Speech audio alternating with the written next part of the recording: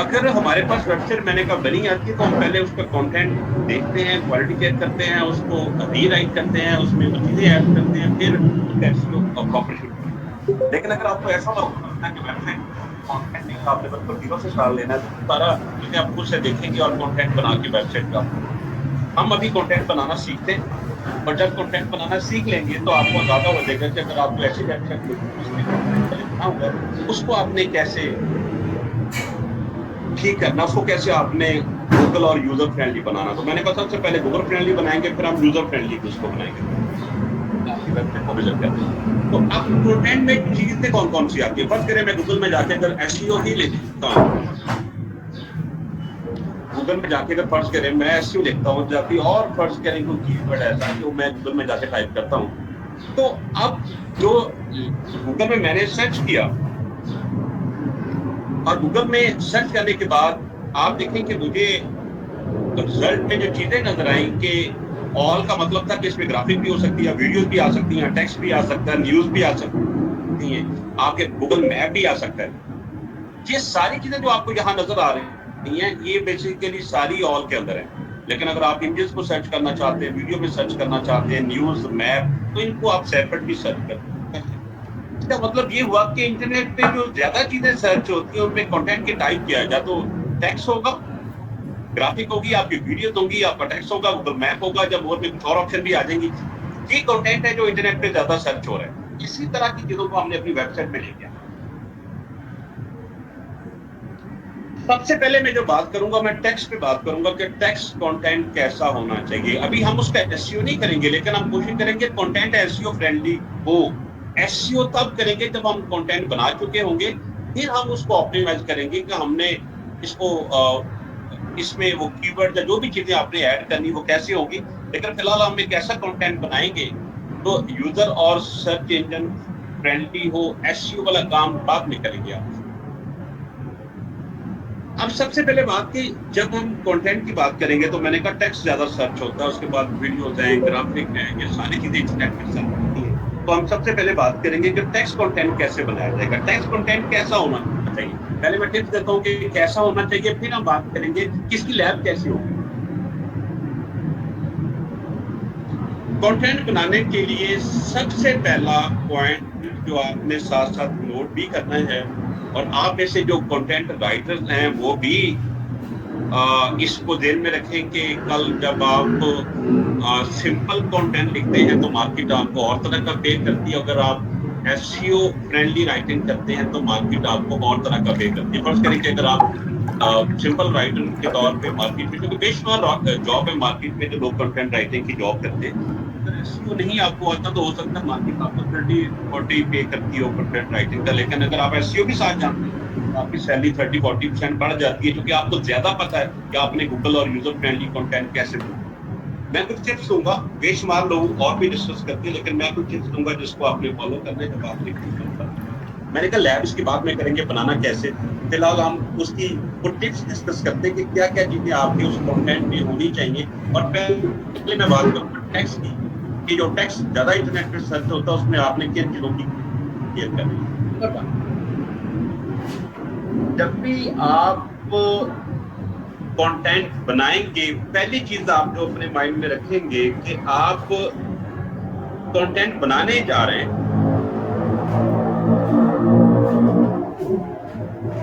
इसको नोट करते जाइएगा। मैंने सबसे पहली बात की कि आपने जो कंटेंट बनाना है उसमें आप देखेंगे कि कंटेंट जो उस का सब्जेक्ट है, क्या कंटेंट उन्हीं लोगों के लिए बनाया जा रहा है। हर बिजनेस में, हर कंट्री में लोगों की सर्च में फर्क होगा, लोग डिफरेंट अंदाज से सर्च करेंगे, डिफरेंट प्रोडक्ट को सर्च करने वाले लोगों का अंदाज डिफरेंट होगा। फर्ज करें कि आप गाड़ियों के लिए लिख रहे हैं तो आपका अंदाज गाड़ी कौन लेता है, किस तरह की कम्युनिटी में वो गाड़ी सेल होती है, मेन लोकेशन पे सेल होती है, गांव साइड पे सेल होती है, या आप कोई रियल एस्टेट के लिए काम करते हैं, रियल एस्टेट की टाइप कौन सी है, कमर्शियल प्रॉपर्टी आपकी है, रेजिडेंशियल प्रॉपर्टी है, या कोई आप रिमोट एरिया में कोई प्रॉपर्टी का काम करते हैं। आप सबसे पहले देखेंगे कि ये चीज तो मैं बना रहा हूँ जानी किसके पास है, जो मैं लिख रहा हूँ रीड किसने करना है। क्योंकि हमने जब तक अपने टारगेट कस्टमर के लिए कंटेंट नहीं बनाएंगे तब तक वो कंटेंट हमें पे बैक नहीं करेगा। क्योंकि इंटरनेट का सबसे पहला एसईओ का सबसे पहला रूल जो आजकल मार्केट में है कि आपने टॉप पे भी लाना है प्लस सेल में भी लेके जाना है। क्योंकि अगर आप एसईओ में सिर्फ ये सीख लेते हैं आप अपने कस्टमर को टॉप पे लेके जाएगा लेकिन वहां सेल नहीं है, तो इसका मतलब था कि आपका प्रॉपर एसईओ नहीं। एक डिजिटल मार्केटिंग वाले बंदे को अपने क्लाइंट को साथ लेके चलना पड़ता है, उसको गाइड करना पड़ता है, उसको सेल उसके गोल अचीव करने में उसकी हेल्प करनी पड़ती है कि आपका टारगेट कैसे पूरा होगा। अगर टारगेट आप पूरा करेंगे तो कस्टमर आपके साथ 2 साल 4 साल 5 साल भी आपके पास रहेंगे। लेकिन अगर आप सिर्फ एसईओ करके बैठ गया उसको रैंक कर, एसईओ का मतलब है रैंकिंग और एक डिजिटल मार्केटिंग का मतलब है रैंकिंग प्लस उस सेल, आप उस लीड करें उस कस्टमर को जिसके लिए आप काम कर रहे हैं। तो कंटेंट का बहुत ज्यादा रोल है उसके बिजनेस को सेल तक लेके जाने के लिए कि जो आप अपलोड कर रहे हैं चीजें आप इंटरनेट पे लेके जा रहे हैं, क्या उसको देख के उसको पढ़ के क्या कस्टमर पहले उनको रीड करेगा। जैसे कहते हैं क्या वो चीज पहले गूगल की सर्च में आएगी, क्या वो चीज कल को आपका जो कस्टमर वेबसाइट पे लैंड करेगा उसको रीड करेगा, क्या उसको लीड करने के बाद क्या आपको वो कन्वर्जन देगा, क्या वो आपको सेल देगा। इसमें ज्यादा जो रोल है वो आपके कंटेंट का है कि आप वेबसाइट पे अपलोड क्या करते हैं। जहां तो मैंने देखा कि लोग इतनी कॉपी पेस्ट मारते हैं कि जिसका कॉपी किया होता है उसकी वेबसाइट के नेम भी साथ आ रहे होते हैं। मतलब वो भी नहीं देखा जाता कि जिसको कॉपी करना है चलो ज्यादा नहीं करना तो उसके वेबसाइट के नेम तो निकाल देना, वो भी साथ चल रहे होते हैं। और जब आपकी वेबसाइट भी डिजिटल मार्केटिंग की और जिसका आपने कॉपी किया उसका नेम भी साथ ही आ रहा है, आपने उसको पढ़ा भी नहीं है कि मैंने लगाना क्या है। भाई मेरे अगर आपका कस्टमर उस तरह के आर्टिकल को रीड करेगा उसको पता चलेगा कि आपने किसको कॉपी करते हैं किसको फॉलो करते हैं। क्योंकि नॉर्मली आप किसी बड़ी वेबसाइट को कॉपी करते हैं और जो बड़ी वेबसाइट कॉपी होती है उसको कस्टमर पहले देख चुका होता है। और जब बड़ी वेबसाइट कस्टमर देख के आपकी वेबसाइट पे आके सेम इंफॉर्मेशन सेम लोग देखेगा तो आपको बिजनेस कभी नहीं देखे जाएगा। बाद में फिर आप बोलते हो सर हमारी वेबसाइट पे भी ट्रैफिक उतनी ही आती है, हमारी कन्वर्जन नहीं होती। कस्टमर आपकी वेबसाइट को तसल्ली से रीड करके आपको कॉल करता है, आपको व्हाट्सएप पे आता है, चैट पे आता है। पहले वेबसाइट को रीड करने का मतलब वो आपकी कंटेंट देखना है, आप कंटेंट के अंदर बात क्या कर रहे हैं। तो बात हो रही थी जब आप कंटेंट बनाएंगे अपना टारगेट देखेंगे। बात अब आपकी प्रोडक्ट ऐसी होती है जिसमें वो लोग सर्च करते हैं जो गांव साइड पे रहते हैं, जो बहुत ज्यादा पढ़े लिखे नहीं होते, उनका सर्च करने का अंदाज और तरह का होगा। मैं एक वेबसाइट की हमारी मीटिंग कर रही थी, वो एक कंपनी है जो ग्वादर में डेवलपमेंट कर रही है। अब उसके अंदर जो वेबसाइट जिन कंटेंट से जिन कीवर्ड से रैंक है, कीवर्ड ऐसे हैं जो इंफॉर्मेशन तो देते हैं लेकिन बिजनेस ओरिएंटेड कीवर्ड्स नहीं है। वो कंटेंट जो लिखा गया वो इंफॉर्मेशन बेस्ड है, वो बिजनेस के लिए कंटेंट नहीं है।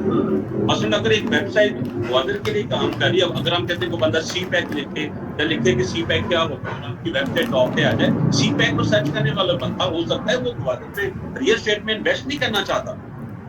जब हमने रियल एस्टेट में कोई प्रॉपर्टी सेल परचेज का काम करना, हमने कोई सोसाइटी सेल करनी है, हमने कमर्शियल बिल्डिंग सेल करनी, तो हम बहुत ज्यादा इंफॉर्मेशन बेस्ड आर्टिकल नहीं लिखेंगे। हम कंटेंट को फोकस करेंगे कि मेरा यूजर सर्च क्या करेगा जिसने मुझे बिजनेस देना है, तो हम कंटेंट किसी तरह का बनाएंगे। और उस वेबसाइट पे 1000-2000 पर मंथ ऑर्गेनिक ट्रैफिक थी जिसकी मैंने एग्जांपल दी है। सर्चेस करती जो बिजनेस ओरिएंटेड कंटेंट से नहीं आया था यूजर, वो यूजर ऐसा तो भी इंफॉर्मेशन लेना चाह रहा था, तो देखना चाह रहा था कि सी पैक में क्या काम हो रहा है, कितना काम हो चुका है। जो कन्वर्जन थी वो बहुत कम थी, क्योंकि एसईओ का मतलब हरगिज ट्रैफिक नहीं है। और मैंने कहा ट्रैफिक लाने के लिए कंटेंट को माइंड में रखना कि मेरा टारगेट कस्टमर कौन है बहुत ज्यादा इंपॉर्टेंट। उसमें 4 चीजें हम माइंड में रखते हैं जब हम कंटेंट बनाते हैं, वो 4 चीजें अपलोड करें। मैं जहां देखिए आपको देता हूँ, नंबर 1, नंबर 2, नंबर 3 और नंबर 4।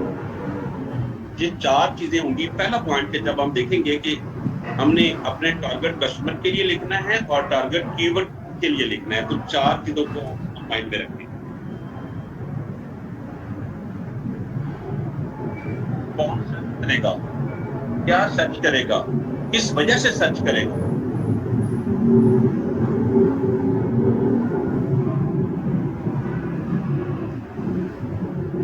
इसका मतलब है कि हमारा जो ऑडियंस है वो उसको हम रिसर्च करेंगे कि हमारा ऑडियंस गूगल में आएगा हमारी प्रोडक्ट कैसी है। असल में देखिए जब SEO की बात करते हैं बहुत सारे लोग कहते हैं ये तो बैकलिंक करने वाला काम है, ये तो ऐसे है। बिल्कुल SEO का बैकलिंक भी करने पड़ते हैं आपको, और भी बहुत सारे टास्क हैं, लेकिन जो सबसे इंपॉर्टेंट चीज होती है आपको एक स्ट्रेटजी डेवलप करनी पड़ती है कि उस कस्टमर को बिजनेस कैसे आना है। क्योंकि मैंने बात की कि टॉप पे लाने से बिजनेस नहीं आता, बहुत हाई कंपटीशन है। आपको थोड़े कस्टमर चाहिए होते हैं, काम के चाहिए होते हैं, बिजनेस कोई भी हो। आपको मिलियन कस्टमर से नहीं बिजनेस आता, आपको 100 यूजर चाहिए होते हैं, लेकिन उस वो 100 यूजर आपके वो हों जो आपके राइट ऑडियंस हैं, जो आपके प्रॉपर उस टारगेट कीवर्ड को सर्च करके आपकी वेबसाइट के अंदर आए। ये सारी चीजें कंटेंट में डिस्कस की जाती है।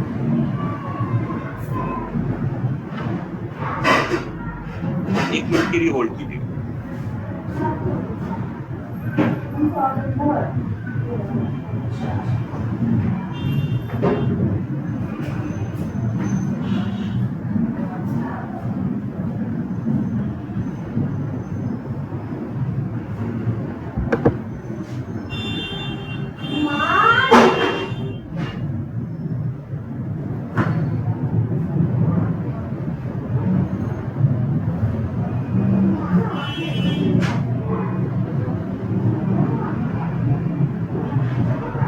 तो बात हो रही थी कि हम देखेंगे कि क्या सर्च करना है और क्या वो चीज लिखेगा तो हमें बिजनेस देगा, क्या हमने सिर्फ उसको इन्फॉर्मेशन देके वापस भेज देना है, क्या हमने उसको सेल देनी। ये सारी चीजें जो मैंने बात कर रहा हूँ बार बार कि ये इन चीजों का जो डिसीजन है वो कंटेंट के अंदर या आर्टिकल के अंदर या ग्राफिक के अंदर या के अंदर हम करते हैं जब हम कंटेंट बनाते हैं। तो मैंने पहले टिप दे दी कि आपने अपने टारगेट कस्टमर के लिए और टारगेट कीवर्ड को माइंड में रखते हुए कंटेंट बनाना। जो पहली टिप थी उसके अंदर छोटे-छोटे पॉइंट डिस्कस कर रहा हूं। अच्छा, बात हो रही थी कि बाद दफा लोग इसको ऐसे लेते हैं कि ये तो सारे ही एसईओ जानते हैं, सारे ही एसईओ कर लेते हैं। मैंने कहा कि जो सबसे मुश्किल पोर्शन है कि जहाँ के जो 4-5 लेक्चर है, अभी चलेंगे 5-6 लेक्चर, जो सबसे मुश्किल पोर्शन है और सबसे इंपॉर्टेंट पोर्शन है, क्योंकि जो स्ट्रेटजी बनाना किसी भी बिजनेस के हवाले से जो मुश्किल काम है, क्योंकि बाकी काम तो सिंपल हो जाएगा जब आप उसको अंडरस्टैंड कर देंगे कि आपने उस बिजनेस को ऐसे अंडरस्टैंड करना है जब कंटेंट बनाना कि अगर आप कस्टमर होते तो आप क्या लिखते, क्या सर्च इंजन हमारे इस कंटेंट से क्या मतलब लेगा, कि हम क्या चीज अचीव करना चाहते हैं। मैंने कहा बाद दफा अच्छा कंटेंट लिखा जाता है, तो मैं कुछ दिन आपको एग्जांपल भी दूंगा। आप अभी अपलोड करते हैं, 1-8 घंटे के अंदर गूगल में आप नजर भी आ रहे होंगे। मेरे ख्याल जो आपकी पुरानी भी क्लास में कुछ बैठे थे, मेरा ख्याल है तो पता है कि आपने शायद क्लास में इसका डेमो भी लिया था कि अभी अपलोड किए 15-20 मिनट के बाद अगर आप सर्च करेंगे तो आर्टिकल नजर आ रहा होगा, क्योंकि आपने उनको लिखने का अंदाज ऐसा था कि सर्च इंजन को लगा जो बिल्कुल कुछ नया लेके आया। टिप नंबर 1 ये थी कि आपने टारगेट ऑडियंस और टारगेट कस्टमर को ध्यान में रखना है और टारगेट कीवर्ड को। नंबर 2 पे लिखें कि जब आपने लिखना है कि टिप नंबर 2 ये होगी कि जब आप लिखेंगे कि आपने हमेशा फ्रेश कंटेंट पे बात करनी है।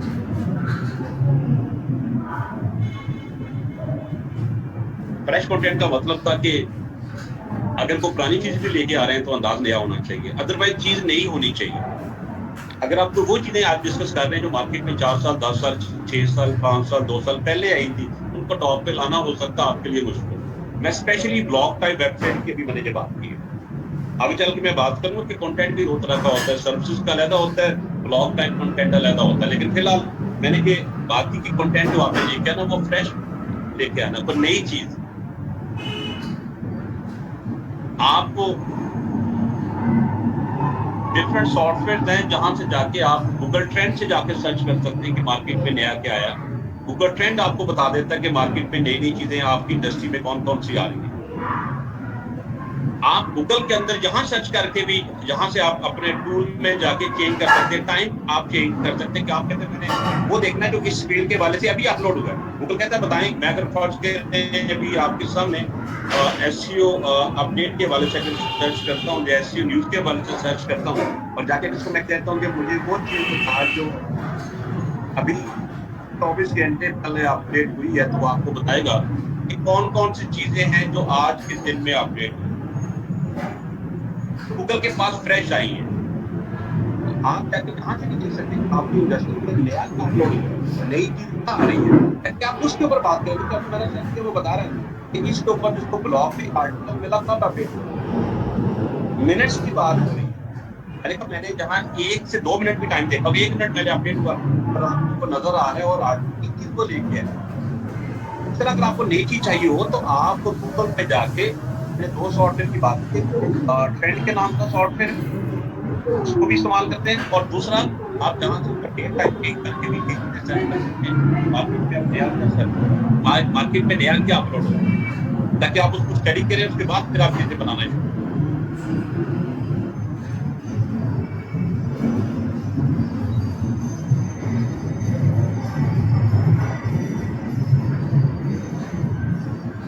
ये बच्चे जहां तक कोई बात करें,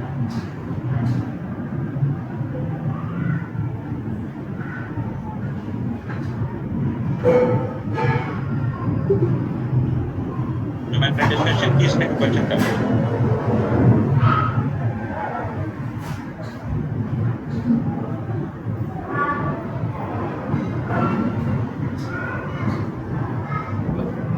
सर हेल्थ से रिलेटेड जो वेबसाइट बनाएंगे उनके टॉपिक्स तो हमेशा सेम रहते हैं, उनमें तो कोई अपडेट नहीं होती अगर रेमेडीज या टिप्स वगैरह मतलब डायबिटीज को हमेशा फर्क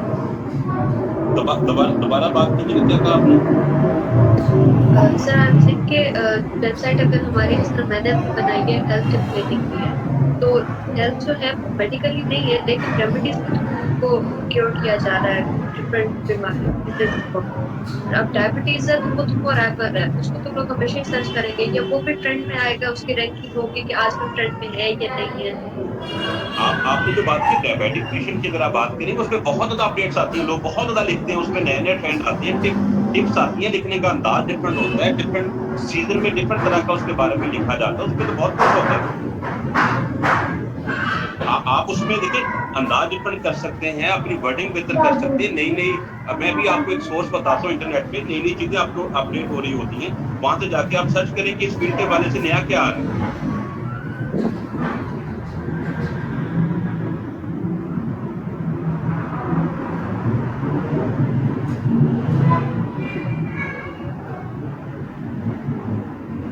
सर वो काइंडली वेबसाइट बता दीजिए।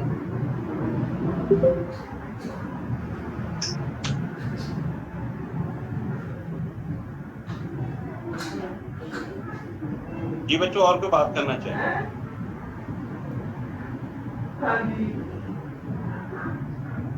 नहीं मेरे साथ नहीं था।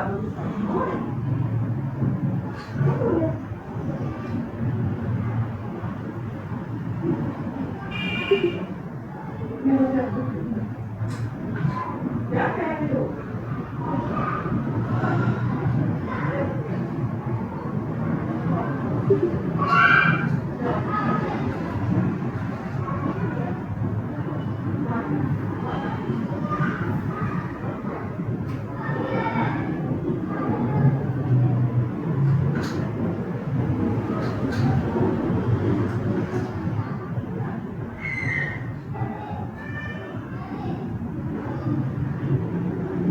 मैं भी वेबसाइट बताता हूँ कि कहाँ से उठाते हैं, वेबसाइट पे बात करते हैं कि हम चीजें कहाँ से उठाते हैं।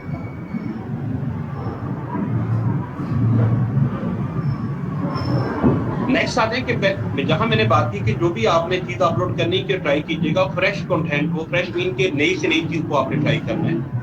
नंबर 2 पे आ जाए कि जब आप अपडेट करेंगे, चीजें इंटरनेट पे लेके जाएंगे, तो अगला काम आपने क्या करना है?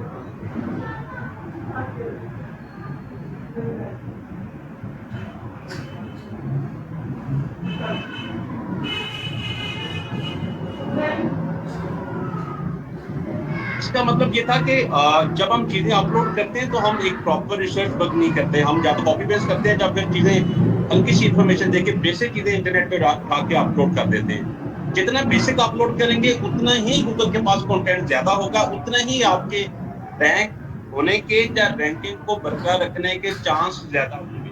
फर्ज करें कि अगर आपने चीज अपलोड की, बहुत बेसिक चीजों पे आप बात कर रहे हैं, बेसिक लिखा गया आर्टिकल बहुत जल्दी अपनी रैंकिंग खो देता है, वापस हो जाता है।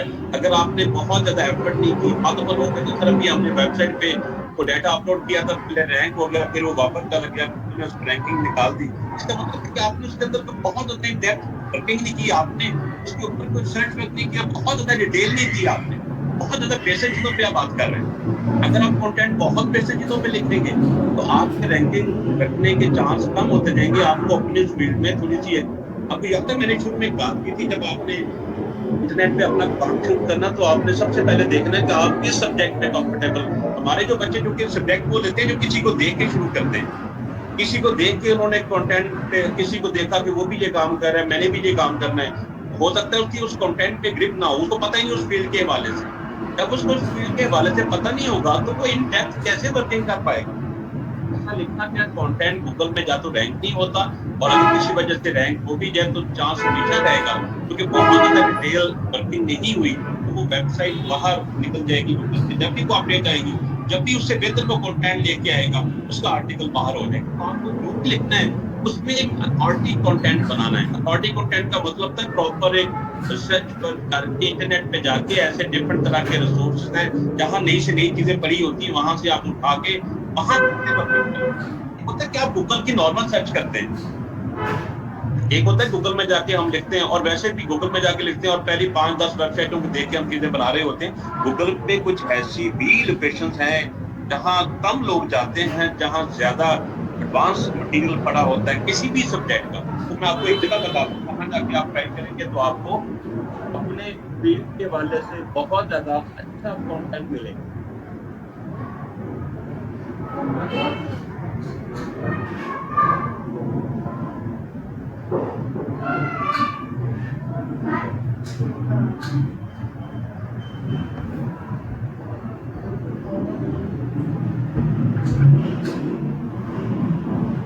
उसमें गूगल में जाके आप सर्च करें, गूगल एक कीवर्ड आपने ज़हन में रखना है, जब आप इसको सर्च करना, आपने जाके गूगल स्कॉलर सर्च कीजिएगा।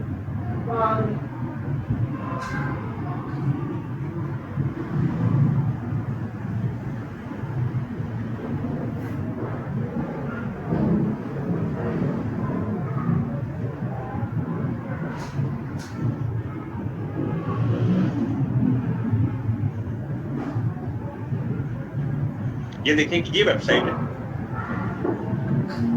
वैसे तो चीज़ें आपको इंटरनेट से भी बहुत गूगल में वैसे सर्च करते हैं, वहाँ से भी बहुत कुछ मिल सकता है, लेकिन अगर आप जहाँ जाएंगे तो जहाँ चीज़ें आपको हर फील्ड के हवाले से थोड़ी डिफरेंट मिलेंगी, ज़्यादा लोगों ने वर्किंग की होगी।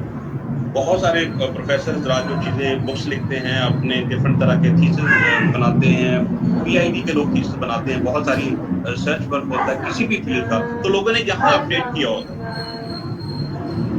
आप जाके इसमें सर्च करें, मैं अभी आपके सामने इसको ओपन करता हूँ, और ओपन करके जहाँ जाकर सर्च करेंगे तो आपको ये देखिए बिल्कुल गूगल का सर्च पैनल ही चेंज हो गया।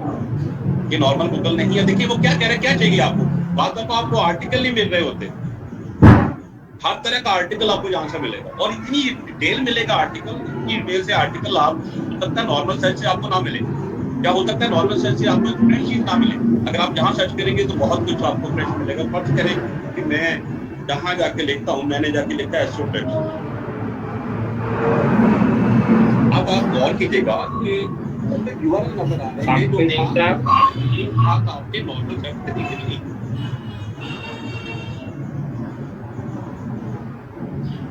साहब आप वॉइस नहीं आ रही, बाकी लोगों को वॉइस क्लियर आ रही है? जी नहीं साहब, आवाज सही आ रही है। काइंडली एक रिक्वेस्ट है आपसे, ये एक क्लास में साहब बैठे हैं हमाद सादिक साहब, इनको मैं प्राइवेट में मैसेज कर रहा हूँ मगर ये रिप्लाई नहीं कर रहे, इनको काइंडली डिस्कनेक्ट कर देते हैं आप। बच्चे जो भी क्लास में हैं, अगर क्लास में आना है तो फिर बताएं कि कौन है, ताकि अगर आप अटेंडेंस नहीं लगवाएंगे तो डेफिनेटली फिर इशू होगा।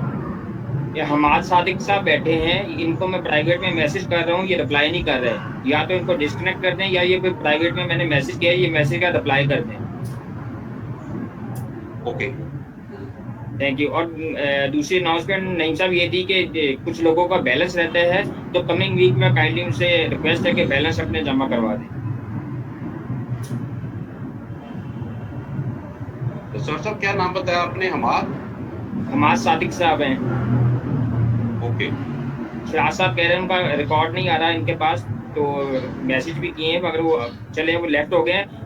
बाकी चले ठीक है, थैंक यू, शुक्रिया।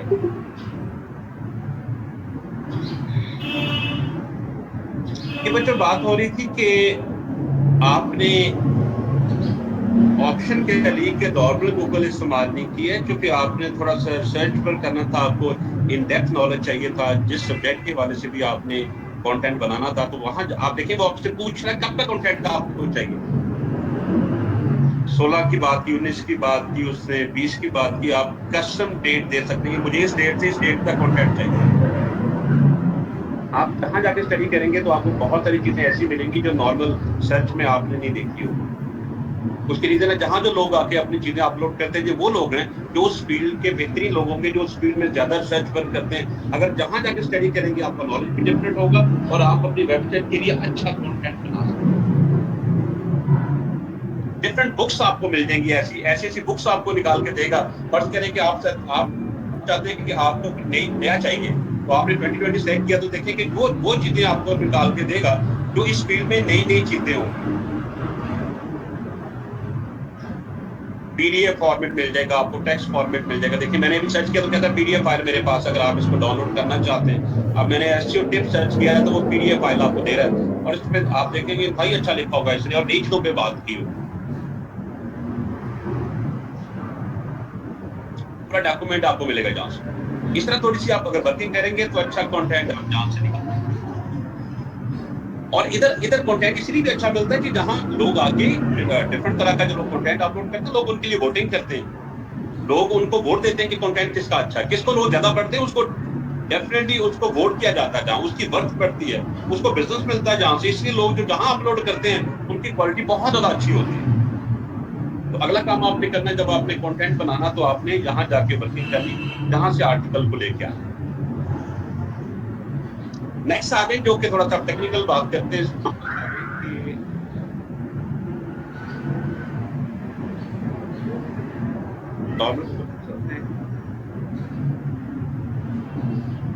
अगली बात है जब आपने कंटेंट आपने रखी है कि मैं जहां आपको लिख देता हूँ LSI एंड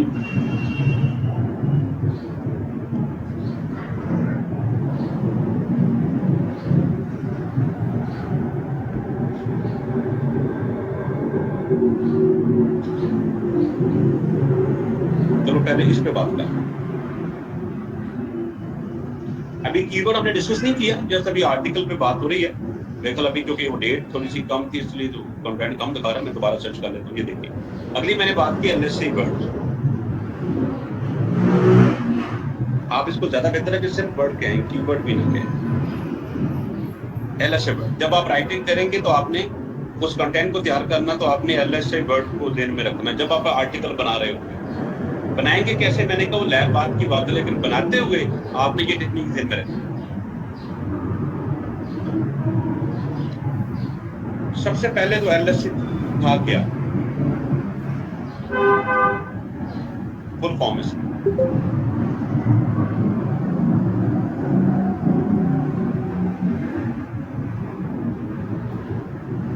का मतलब ये होता है कि एक खास सब्जेक्ट पे आप राइटिंग कर रहे हैं, एक खास फर्ज करें कि आप लिख रहे हैं, आप एसईओ सर्विसेज पे लिख रहे हैं, तो आप डिजिटल मार्केटिंग की सर्विसेज पे लिख रहे हैं, आप कोई हेल्थ टिप्स पे राइटिंग कर रहे हैं, कोई भी सब्जेक्ट आपका। तो मतलब ये होता है कि उस आर्टिकल के अंदर जो वर्ड आप इस्तेमाल, देखिए जब एक आर्टिकल लिखा जाएगा उस आर्टिकल की हेडिंग होगी, एक आर्टिकल लिखा जाएगा उसकी एक हेडिंग होगी, पूरा आर्टिकल उस हेडिंग पे बेस करता है। मैं LSI की बहुत सिंपल एग्जांपल देता हूँ कि जो आर्टिकल की हेडिंग होगी उसके ऊपर ही पूरा आर्टिकल बेस करेगा। LSI का मतलब ये है कि जब आप राइटिंग करेंगे आप देखेंगे इसके अंदर जो आप वर्ड इस्तेमाल करेंगे उनका हेडिंग के साथ रिलेशनशिप कितना था। क्या आप राइटिंग करते हैं अपने मेन हेडिंग से हट रहे हैं, क्या आप हेडिंग से हट के बात कर रहे हैं? आप जो वर्ड यूज करेंगे उस पूरे कंटेंट के अंदर उनका हेडिंग से वो जितना दूर होते जाएंगे उतना ही आपका आर्टिकल कह लें कि सर्च इंजन फ्रेंडली नहीं होगा। आपने अपने आर्टिकल के अंदर जो वर्ड इस्तेमाल करने हैं वो आपकी हेडिंग के साथ उनका रिलेशन होना चाहिए। फर्ज करें कि मैं एक आर्टिकल लिख रहा हूँ एसईओ सर्विसेज का, अब मैंने वो वर्ड लेके आने जो may be exact SEO services word ना हो, वो वर्ड मैंने यूज करने हैं जिनका हो सकता है मतलब यही हो।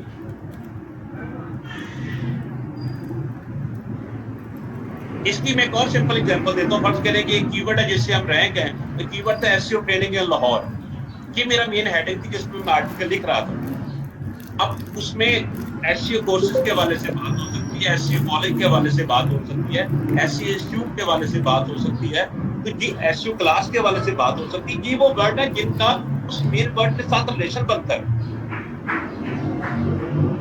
मैंने एक बात आपको शुरू में की थी कि जब एक बंदा वो राइटर भी है प्लस एसईओ भी जानता है तो उसकी सैलरी पैकेज ज्यादा अच्छा है, क्योंकि उसको इन चीजों का पता है कि जब राइटिंग करनी है तो उसने अपनी मेन हेडिंग के साथ आर्टिकल का रिलेशन ही ब्रेक होने देना।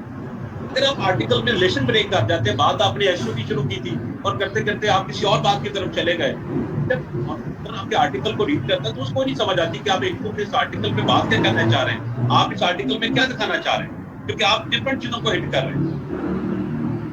आप समझे कि जब आप वर्क एक मूवी देखते हैं तो मूवी के अंदर प्रॉपर एक सीक्वेंस होता है। सीक्वेंस में अगर मूवी में सीक्वेंस नहीं होगा तो आपको तो समझ नहीं आएगी कि बात क्या करना चाह रहे हैं, आप इंटरेस्ट लूज कर देंगे। सेम यूजर और सर्च इंजन जब आपके आर्टिकल पे होते हैं तो उनको आपके आर्टिकल के अंदर जो आप स्पेसिफिक वर्ड यूज करेंगे तब मेन हेडिंग के साथ रिलेशन से ब्रेक नहीं होना चाहिए। उसकी रीजन है कि जब यूजर ने सर्च करना, हर दफा वो नहीं सर्च होगा जो आपने अपने मेन हेडिंग पे रखा था। बाद दफा लोग वो भी सर्च करेंगे जो आपकी हेडिंग में नहीं है लेकिन आपके आर्टिकल के अंदर है, कि उसका रिलेशन आपकी हेडिंग के साथ है। जैसे मैंने बात की थी एसईओ ट्रेनिंग इन लाहौर एक कीवर्ड था, लेकिन अगर कोई पता है एसईओ इंस्टीट्यूट इन लाहौर सर्च करता है, आप अपने आर्टिकल के अंदर इंस्टीट्यूट पे बात कर रहे हैं तो आपके इंस्टीट्यूट का रिलेशन बनता है एसईओ ट्रेनिंग इन लाहौर के साथ।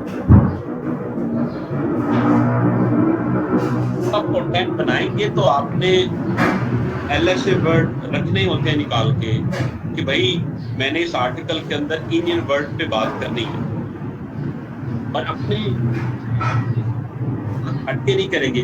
वो आपकी तमाम स्टोरी उस हेडिंग के ही,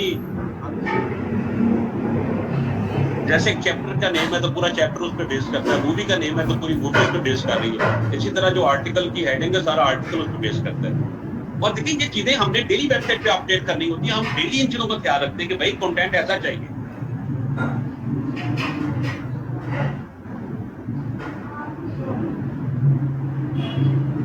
एलएसए के वाले से अगर आपको क्वेश्चन करना, कोई एसईओ नहीं, अभी सिर्फ टिप्स हैं कि अच्छा कंटेंट कैसे बनता है, जिसमें ये वो टिप्स हैं जिसमें एफर्ट कम होगी, जल्दी रैंकिंग मिल जाएगी। अदरवाइज आपको एफर्ट ज्यादा करनी पड़ेगी, कम मिलेगी।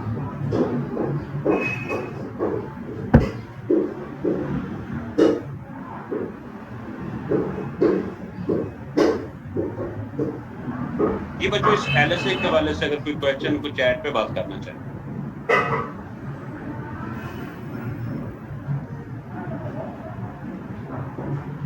ओके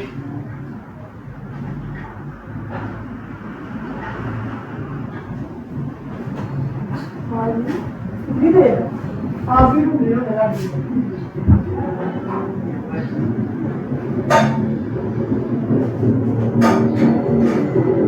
बहुत से लोग क्वेश्चन कर रहे हैं, मैं उनका कुछ का आंसर देता हूँ। फर्स्ट करें कि ने पहले बात की कि एलएसए आर्टिकल की हेडिंग से रिलेशन बताएगा, और बिल्कुल ऐसे होना चाहिए। फैसल की जो आपकी आर्टिकल की असल आर्टिकल की जो हेडिंग होती है वो आर्टिकल पूरे को एक्सप्लेन कर रही होती है कि इसके अंदर आप करने क्या जा रहे हैं।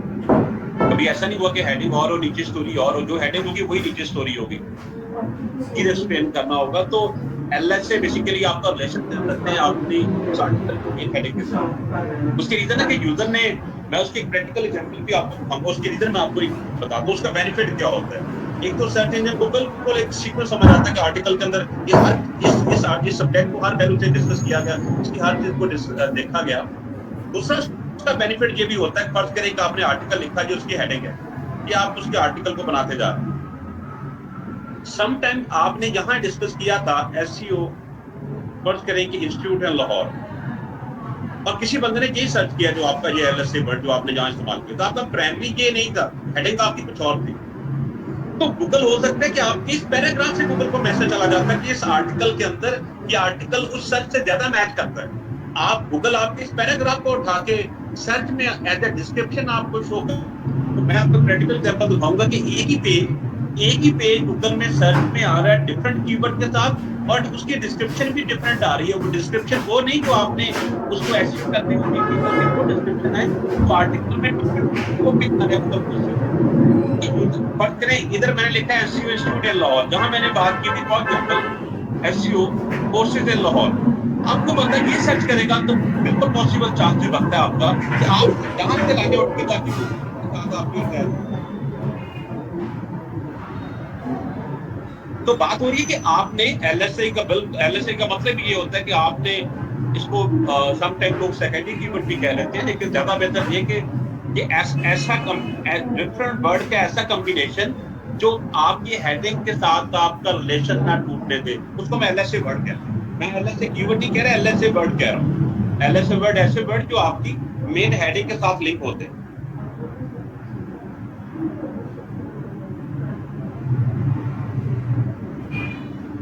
भाई ने बात की कि रिलेशनशिप कैसे अचीव किया जाएगा। सबसे पहले जब आप हेडिंग रखेंगे तो आपने देखना कि उस हेडिंग के वाले से लोग सर्च क्या करते हैं, उसको किस अंदाज से सर्च करते हैं। क्या वो ऐसी सर्च होता है जो उसमें मल्टीपल ऑप्शंस हैं। एक चीज को सर्च करने के 10 डिफरेंट मेथड हो सकते हैं, चीज वही चाहिए होती है। जैसे मैंने आपको एक यहाँ आपको एक एग्जांपल लेकर देता हूँ। मैं कहता हूँ कि एसईओ ट्रेनिंग इन लाहौर, ये भी वही बात। अगर कोई बंदा ये सर्च करता है, ये देखिए कोई बंदा सर्च करता है एसईओ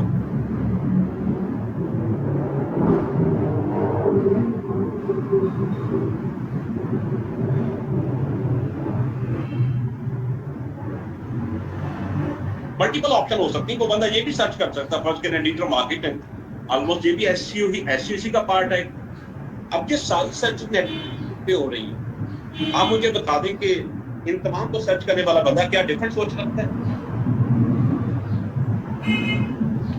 क्योंकि मैं आपको लैब दूंगा जब हम डिफरेंट सॉफ्टवेयर इस्तेमाल करेंगे। अभी जस्ट मैं राइटिंग के वाले से बात करूं, इसलिए मैं इस सॉफ्टवेयर की नहीं, जस्ट मैंने सिंपल सा आपको आइडिया दिया। ये चीजें हम सॉफ्टवेयर से कैसे करते हैं, क्योंकि अभी तो ये सब्जेक्ट बहुत सिंपल है।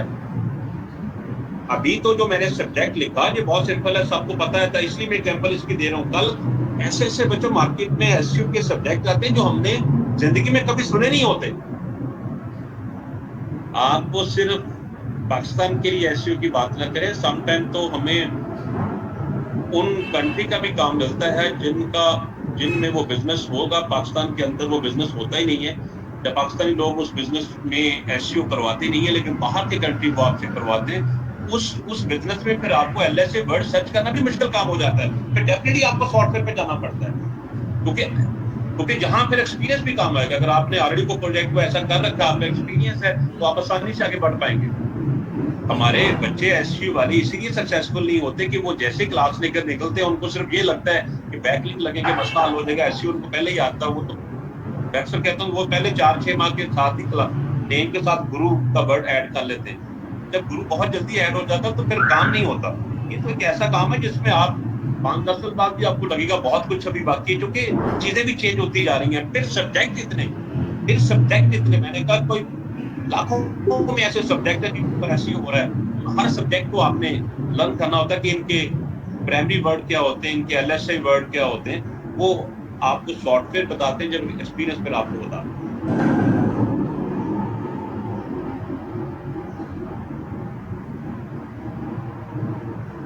नासु साहब ने बात की कि आपका जो कंटेंट है वो हेडिंग के साथ बचे। मैं इसको ऐसे सिंपल कर देता हूँ कि आपकी आर्टिकल की स्टोरी हेडिंग से हटनी नहीं चाहिए। एंड तक आप उसी को एक्सप्लेन करें, उसी पे बात करें।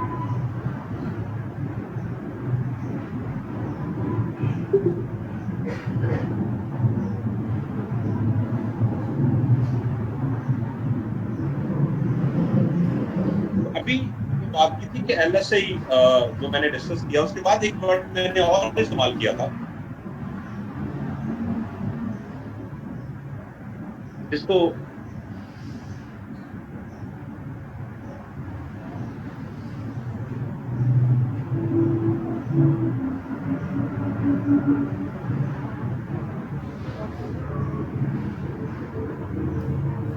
और अक्सर इंटरव्यू में लोग पूछते भी हैं इसको। और इसकी शॉर्ट फॉर्म किसकी है? टर्म फ्रीक्वेंसी, उसके बाद इनवर्स डॉक्यूमेंट फ्रीक्वेंसी। और इस चीज का भी मेरा ख्याल राइटर को ही पता हो तो बेहतर है। उसकी रीजन है, कुछ लोग कहते हैं सर एसईओ वाले बंदे से काम कर लेंगे। एसईओ वाला बंदा भी काम नहीं कर सकता। उसकी रीजन है, जब आपका काम ज्यादा हो जाए, आपके पास कुछ 40-50 क्लाइंट्स हो और आप एसईओ वाले लोग कंटेंट को इतना टाइम नहीं दे सकते, क्योंकि कंटेंट आपकी अपनी वेबसाइट पे भी लगना होता है, अपने ब्लॉग पे भी लगना होता है, कंटेंट अपनी अदर वेबसाइट पे भी लगाना होता है। इतना ज्यादा कंटेंट बनता है, एक वेबसाइट के एसईओ के लिए डेली हमें 2 से 4 आर्टिकल चाहिए होते हैं। इतने आर्टिकल को अगर एसईओ वाला बंदा प्रूफ रीड करने बैठेगा तो काम मुश्किल हो जाएगा। जो काम हम राइटर से करवा लेते हैं, जिससे थोड़ा सा इस काम में स्पीड बनेगी और क्वालिटी ज्यादा बेहतर रहेगी, क्योंकि राइटर को ज्यादा बेहतर पता है कि भाई उसने ज्यादा स्टडी किया बिजनेस को, वो ज्यादा बेहतर तरह से वो वर्ड एडजस्ट कर सकते हैं। तो इसलिए काम राइटर को पता होना चाहिए।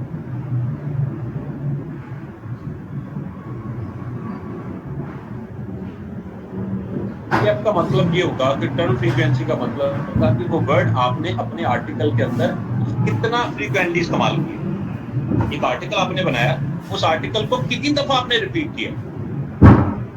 दोबारा सुनेगा, टर्न फ्रीक्वेंसी का मतलब ये होता है कि जो आपने एक आर्टिकल तैयार किया, और वैसे लोग पूछते हैं सर आर्टिकल की लेंथ क्या होनी चाहिए। अगर आप ब्लॉग टाइप लिख रहे हैं, मैं भी सर्विसेज पे भी बात करूंगा, अगर आप ब्लॉग टाइप लिख रहे हैं, इंफॉर्मेटिव आर्टिकल लगा रहे हैं, तो उसकी लेंथ ज्यादा होना अच्छा। सर्च इंजन के लिए बेहतर है कि आप 1000, 1500, 2000 वर्ड तक जा सकते हैं। हाँ, बात अब यूजर फ्रेंडली नहीं रहता, क्योंकि लंबा आर्टिकल रीड नहीं होता, लेकिन उसकी थोड़ी सी लुक सब हेडिंग बना के बेहतर की जा सकती है, उसमें इंफोग्राफिक डाल के उसको और ज्यादा फ्रेंडली बनाया जा सकता है। लेकिन अगर आप अच्छे आर्टिकल की बात करेंगे तो 1000+ वर्ड का ब्लॉग का आर्टिकल अच्छा आर्टिकल माना जाता है।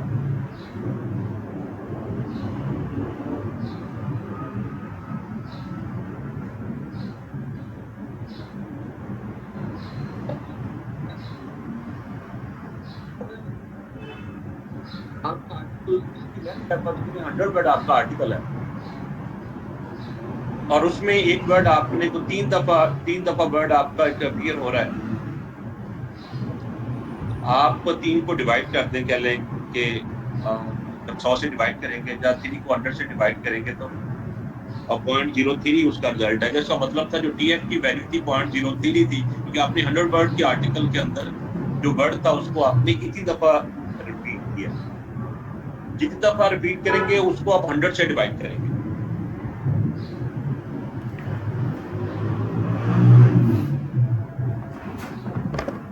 मैंने एग्जांपल दी कि अगर 100 वर्ड का आर्टिकल है तो उसमें अगर आप उसको 2 दफा इस्तेमाल करेंगे तो 0.02 उसकी आ जाएगी एवरेज, उसकी टर्न फ्रीक्वेंसी 0.02 आएगी। अब क्वेश्चन होता है कि फ्रीक्वेंसी कितनी होनी चाहिए, ये कम ही होनी चाहिए। इसको फिर हम एलएसए से कवर करते हैं। एलएसए का मतलब वही होगा, लेकिन वर्ड डिफरेंट होगा टोटल।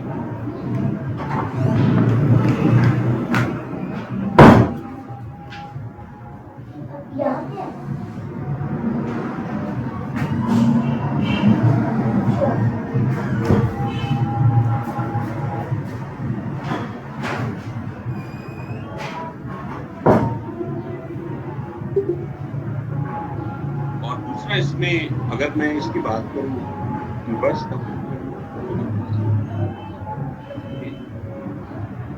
ये मेजर करता है बेसिकली कि जो टर्म आपने इस्तेमाल की वो कितनी इंपॉर्टेंट है। जो आप वर्ड इस्तेमाल कर रहे हैं अपने आर्टिकल में, वो इंपॉर्टेंट कितना है।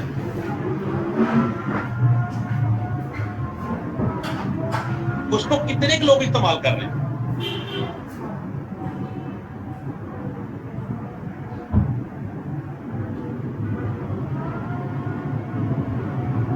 प्रॉपर फॉर्मूला होता है कि आपका फॉर्मूला आपको बता दो। जो फॉर्मूला जो होता है कि total number of documents divide by number of documents term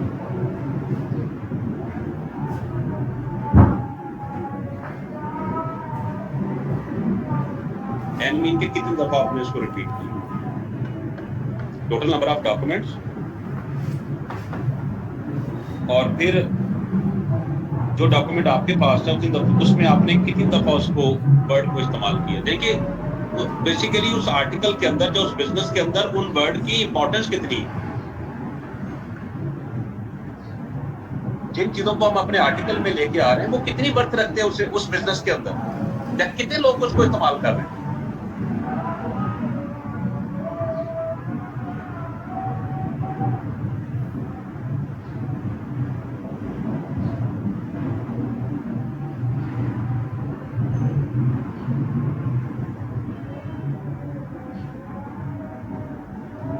मसलन आपके आर्टिकल के अंदर बहुत सारे वर्ड और भी इस्तेमाल होंगे, ये इस्तेमाल किया आपने, ऑफ इस्तेमाल किया आपने, फर्ज करें एंड इस्तेमाल किया आपने, दैट इस्तेमाल किया। ये वर्ड वो हैं जो ज्यादा दफा इस्तेमाल होते हैं लेकिन इनकी इंपॉर्टेंस नहीं है, ये सर्च नहीं होते।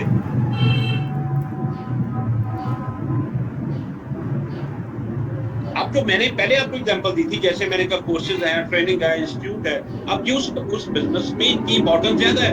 अगर मैं एसईओ के बारे में बात करूं, इसका मतलब ये हुआ कि वर्ड टीएफ का मतलब था वर्ड आप कितनी दफा इस्तेमाल करेंगे, और आईडीएफ का मतलब ये हुआ कि वो वर्ड जो आप जो चीज इस्तेमाल कर रहे हैं वो इंपॉर्टेंट कितनी रखता है उस बिजनेस में।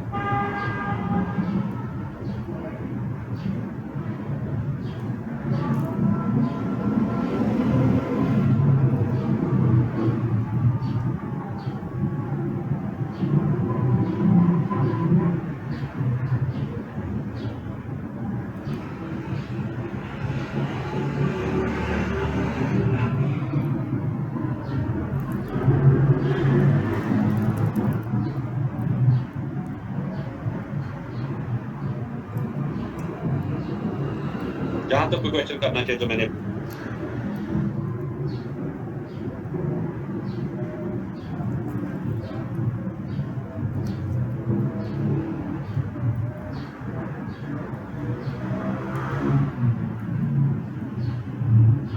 इसमें अगली बात डिस्कस की जाती है कि जब आप कंटेंट लिखेंगे, जब चीज बनाएंगे, तो आपने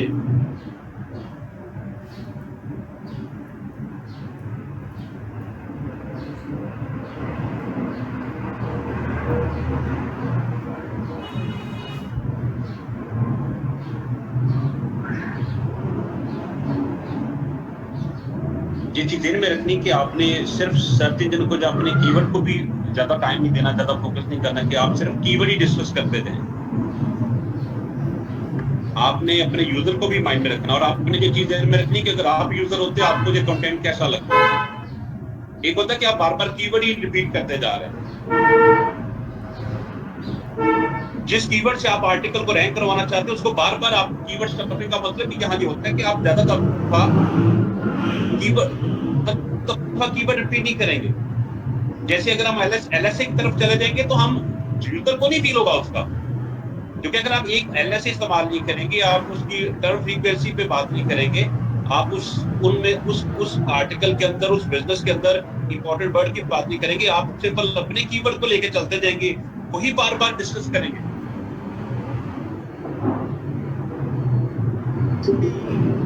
मैं आपको अगर गूगल से एग्जांपल बता सकूं तो ज्यादा समझ आ जाएगा बेहतर आप लोगों को।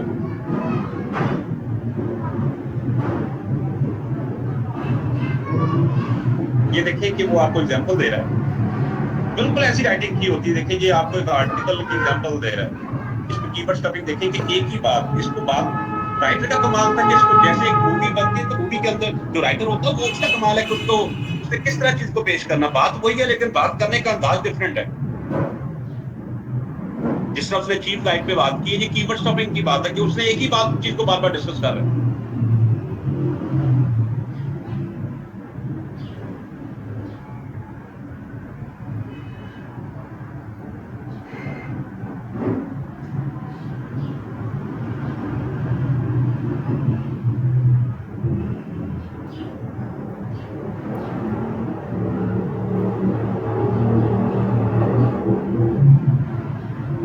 लास्ट इसमें टिप मैं आपको देता हूँ कि जब आपने अच्छा कंटेंट बनाना है तो उसमें लास्ट टिप होनी चाहिए जो आपने फॉलो करनी चाहिए, वो क्या हो जिससे असल में कंटेंट का मतलब सर्च इंजन और यूजर दोनों हैं।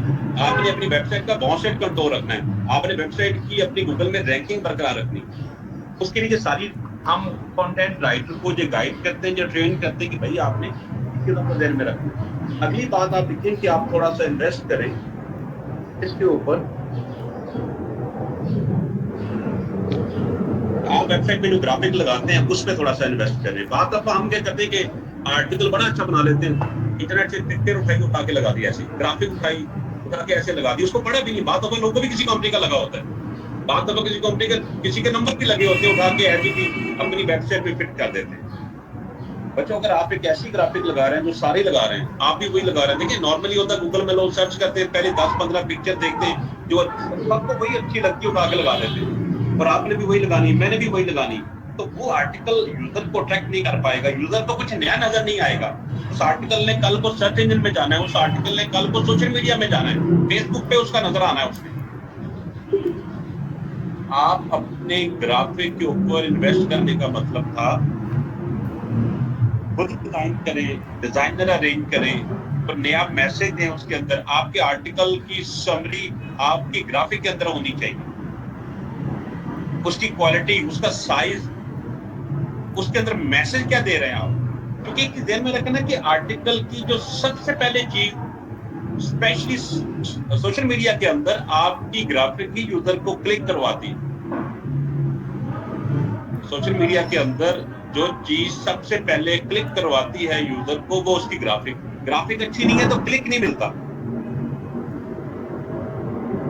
हम इसको कॉपी पेस्ट तो करते ही करते हैं, दूसरा देखिए बनाने पे तो कभी भी नहीं जाते। हम कहते हैं ठीक है इंटरनेट से मिल जाए तो सब कुछ बना के लगा देते हैं, एफर्ट नहीं करते, और फिर उसके अंदर बात होता तो मैसेज नहीं होता, लुक अच्छी, अच्छा मैसेज, तो आपका आर्टिकल डबल यूजर ले लेगा सिर्फ ग्राफिक की बेस पे। लोग आपको देख के क्लिक करके आपकी वेबसाइट पे आएंगे। जी तो सबर साहब कुछ कहना चाह रहे हैं?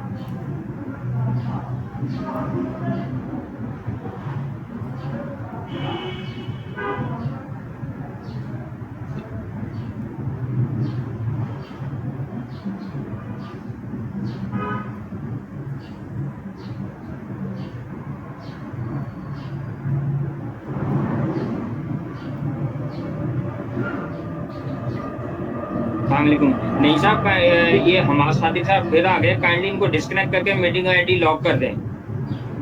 ठीक है सर।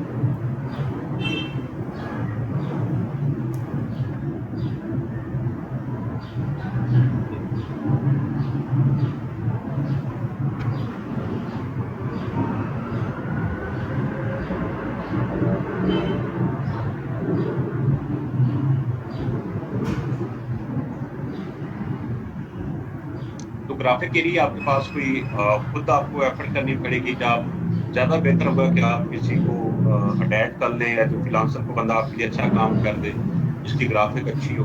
लेकिन ज्यादा बेहतर होगा कि आप इन हाउस को, अगर आप इसकी सर्विस में आते हैं तो आपके पास इन हाउस बंदा हो जो कि सीख जाए, क्योंकि डिजाइनर को भी आपको बताना पड़ता है कि आपने ग्राफिक कैसी बनानी, वो कंटेंट के साथ उसका लिंक बनता है।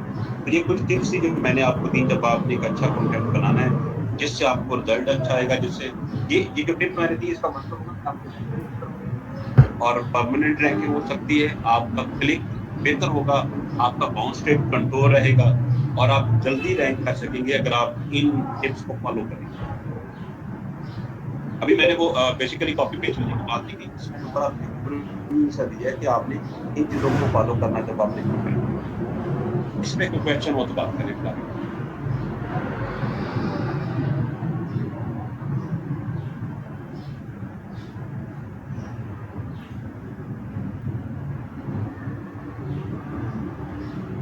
हमारे के कैसे बनाया जा सकता है, उनकी ये लैब कैसे पॉसिबल है। मार्केट में जो ट्रेंड है कि घर बैठे बच्चे काम करते हैं, मैंने भी देखा, वो तो कॉपी पेस्ट ही करते हैं। सॉफ्टवेयर फॉर ग्राफिक बच्चे मैं देता हूँ, सॉफ्टवेयर इसकी आगे बढ़ूंगा, जब मैं ग्राफिक बनाने जाऊंगा तो मैं सॉफ्टवेयर देता हूँ, वीडियो वाला सॉफ्टवेयर भी देता हूँ। तो मैंने देखा जो बच्चे घर बैठे काम करते हैं उनके पास राइटर नहीं होते, या राइटर को अफोर्ड नहीं करते, वो तो कॉपी पेस्ट ही करते हैं, या थोड़ा बहुत किसी सॉफ्टवेयर से चेंज करने की कोशिश कर लेते हैं, लेकिन कॉपी पेस्ट ज्यादा चलता है।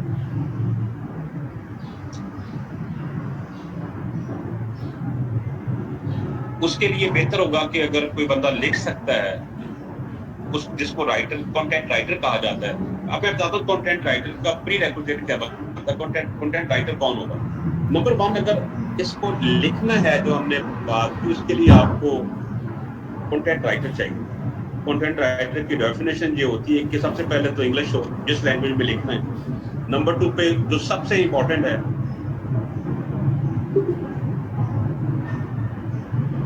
Subject knowledge. इंग्लिश बहुत दफा अच्छी हो सकती है, जिस सब्जेक्ट पे लिखना उसमें कितनी ग्रिप है आपकी।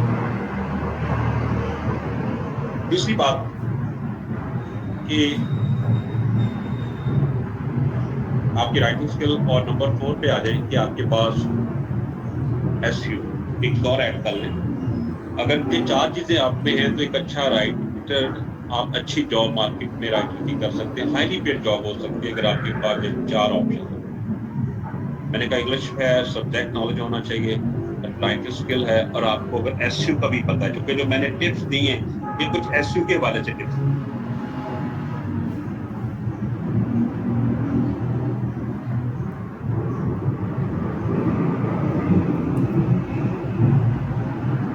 अगर इन में से किसी जगह पे भी गुंजाइश है तो आप एक अच्छे राइटर नहीं है। जो मैंने टिप्स दी है, आपका आर्टिकल वैसे नहीं बनेगा, कंटेंट आपका वैसे नहीं बनेगा।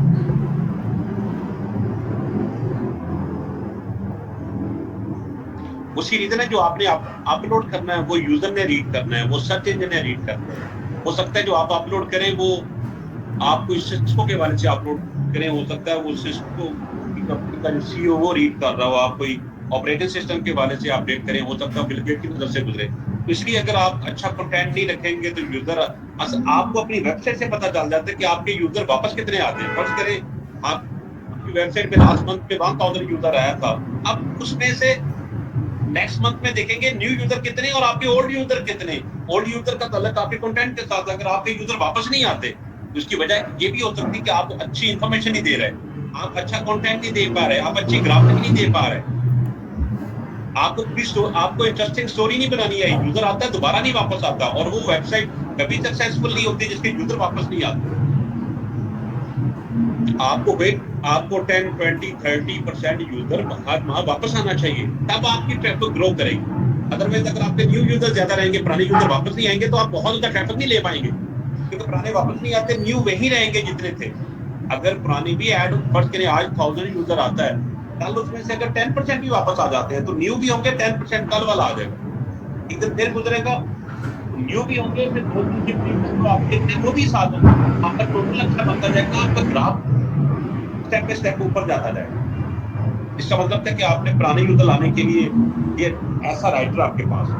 अच्छा, आप जो डिजिटल मार्केटिंग की कंपनीज हैं, जो सॉफ्टवेयर हाउस लोग चला रहे हैं, जो एसईओ की सर्विसेज देते हैं, उन्होंने पहली ऑप्शन है कि ये राइटर रखे होते हैं ऐसे, उन राइटर को प्रॉपर ट्रेन किया जाता है कि भाई मेरे इस तरह से राइटिंग करनी है, और वो राइटिंग करके बिल्कुल डिफरेंट सब्जेक्ट पे उनकी ग्रिप हो जाती है। क्योंकि वो आज डिजिटल मार्केटिंग के अंदर एक हेल्थ के लिए राइटिंग कर रहे हैं, कल वो फैशन के लिए राइटिंग कर रहे हैं, कल वो रियल एस्टेट के लिए। अब उनकी प्रैक्टिस इतनी हो जाती है कि वो हर फील्ड में काम कर जाते हैं। लेकिन नए बंदे को थोड़ा सा टाइम लगता है। अगर आपकी किसी की इंग्लिश अच्छी है और आप राइटर बनना चाहते हैं तो थोड़ा स्टडी करना पड़ेगा ताकि सब्जेक्ट नॉलेज बेहतर हो। एसईओ आप कर ही रहे हैं ताकि एसईओ मजीद उसमें बेहतरी लेके आएगा जब आप कंटेंट बनाए।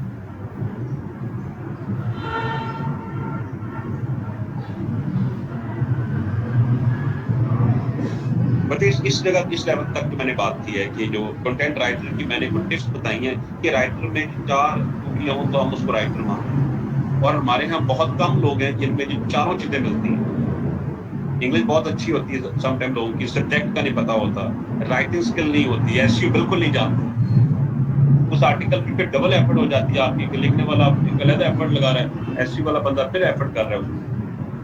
बहुत सारे राइटर हैं जो क्लास में आते हैं, उनका बाद में फीडबैक आता है, सर हम पहले राइटर थे तो मार्केटिंग तो हमारी उसी एसईओ में कंटेंट कैसे बनाया। अच्छा, अब सबसे बेस्ट ऑप्शन है कि आप कंटेंट ऐसे ही बनाएंगे जैसे मैंने लिखा, सबसे बेस्ट ऑप्शन। लेकिन मेरा कहना और बात है, लेकिन जब आप बनाने जाएंगे तो मोस्टली लोग आपके वही कॉपी पेस्ट ही करेंगे, इधर से उठा के उधर इधर चीजें लेके चले जाएंगे। सर ऐसे भी है राइटर हैं जो ऐसे नहीं आता फिर भी अच्छा अर्न कर रहे हैं, बच्चे अर्न करते हैं। हमजा ने बात की अच्छा अर्न कर रहे हैं, मैंने हमेशा को बात करके लॉक नहीं कर दिया कि एसईओ नहीं आता होगा तो बिल्कुल वो जीरो होगा। बहुत से राइटर तो होंगे अच्छे भी। अब उसमें मसला ये बनता है कि वो राइटर होंगे, उनका कंटेंट बाद में एसईओ वाले बंदे को ज्यादा एफर्ट करनी पड़ती है उसको ठीक करने में। अब हमको अगर एसईओ वाले बंदे को उसका कंटेंट सर्च इंजन फ्रेंडली बनाना पड़ा और एसईओ वाले बंदे की इंग्लिश अच्छी ना हुई तो आर्टिकल मुझे खराब हो जाएगा। दोबारा मेरी बात गौर से सुनना कि सम टाइम मैं क्योंकि प्रैक्टिकली इस फील्ड में हूँ, मुझे ये चीजें डेली बेसिस पे इनसे मेरा वास्ता पड़ता है। बाद दफा राइटर ने बहुत अच्छा लिखा, वो एसईओ नहीं जानता था, आर्टिकल अच्छा लिख गया वो, लेकिन जब वो एसईओ वाले बंदे के पास आया उसको वो एसईओ फ्रेंडली बनाने लगा, अब उसकी इंग्लिश अच्छी नहीं थी, उसने वर्ड अपने एसईओ के चक्कर में वर्ड ऐसे ऐड कर दिए, जब उस सीक्वेंस में ऐड कर दिए, उस जगह पे ऐड कर दिए, आर्टिकल का सीक्वेंस ही खराब हो गया।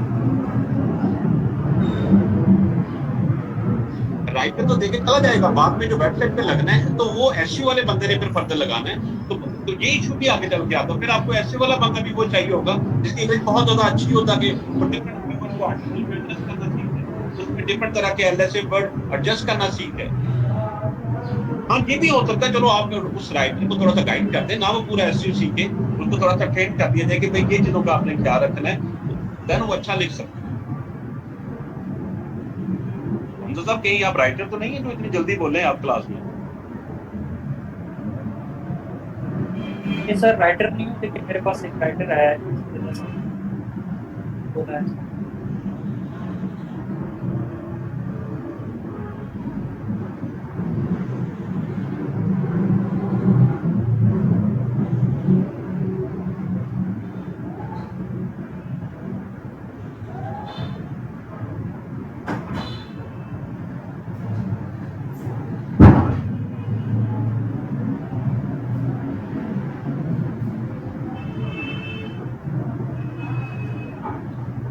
शहजाद साहब बात करें सर, मेरी वेबसाइट है लास्ट 2 मंथ से स्टैट शो के 40% यूजर न्यू हैं और बाकी ओल्ड यूजर बचे। इसमें डिपेंड करता है आपके सब्जेक्ट पे भी, कि आप जो बात करते हैं ना कि न्यू यूजर फिर ओल्ड यूजर का जो आपकी रेशो होती है, ये बहुत सारी चीजों पे बेस करती है। कुछ सब्जेक्ट ऐसे हैं ओल्ड यूजर वही रहते हैं, ओल्ड यूजर बल्कि ज्यादा, फर्ज करें कि आपका मेट्रो स्टोर है, आपका हाइपर स्टार है, आपके ओल्ड यूजर ज्यादा होंगे। कपड़े का कोई बहुत बड़ा ब्रांड है आपका, जैसे पार्टी है फर्ज करें, कोई और कपड़े का अच्छा ब्रांड है, उसके ओल्ड यूजर ज्यादा होते हैं। बल्कि मैं वो याद है कि मेरे पास कपड़े का ब्रांड है जिसका मार्केटिंग करते हैं, बड़ा ब्रांड है, टॉप 10 में पाकिस्तान में। मैं उसके सुबह 3-4 बजे चेक कर रहा था, सुबह शहरी से पहले कितने यूजर ऑनलाइन है, तो मेरा कल क्योंकि फीमेल ब्रांड है तो 60-70-100-150 फीमेल उस टाइम पे भी ऑनलाइन थी जो कपड़े देख रही थी सुबह 3 बजे। तो अब क्योंकि वो प्रोडक्ट ऐसी है जिसमें फीमेल ने बार बार आना है, उनको लगता है कि फिर कुछ नया आ गया होगा। ये हर सब्जेक्ट में ऐसा नहीं है।